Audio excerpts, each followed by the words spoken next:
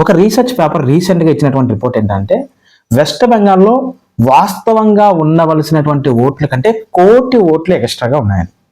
So ఇవి ఎలా వచ్చినాయి ఏంటి అనేటువంటిది ఒకసారి చూసిన తర్వాత వీటి యొక్క ప్రభావం ఎలా ఉంటుంది వెస్ట్ బెంగాల్ మీద చూద్దాం. 2002లో కూడా ఎస్ఐఆర్ చేశారు, 2004లో రిపోర్ట్ ఇచ్చారు. ఆ రోజున 2 సంవత్సరాలు చూడండి, 2002లో ఎస్ఐఆర్ చేస్తే 2004లో అంటే 2 సంవత్సరాల తర్వాత రిపోర్ట్లో 4.7 కోట్ల మంది ఓటర్లు ఉన్నారని చెప్పారు. తర్వాత 2004 నుంచి 2024 వరకు ఇప్పటి వరకు కూడా 3 కోట్ల మంది ఓటర్లు అదనంగా వచ్చారు.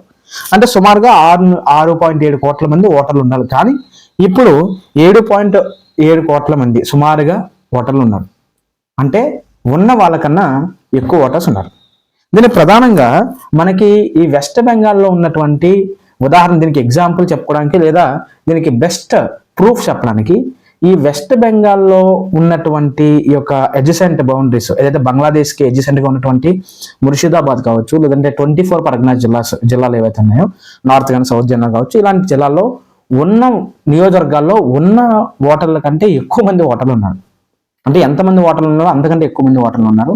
ఇవన్నీ కూడా బయటికి రావడం జరిగింది అనమాట. అంటే ఈ 1,00,00,000 మంది ఓట్లలో సరే కొంతమంది చనిపోయినటువంటి ఓట్లు ఉండొచ్చు, కొంతమంది ఒక చోట నుంచి వేరే చోటకి వెళ్ళిపోయిన వాళ్ళు, వాళ్ళ ఓటు అక్కడ కూడా ఉండొచ్చు. ఇలాంటివి కూడా ఉంటూనే ఇది సర్వసాధారణంగా ఎక్కడైనా ఉంటుంది, మన స్టేట్లోనే ఉంటుంది, ప్రతి స్టేట్లోనే ఉంటుంది.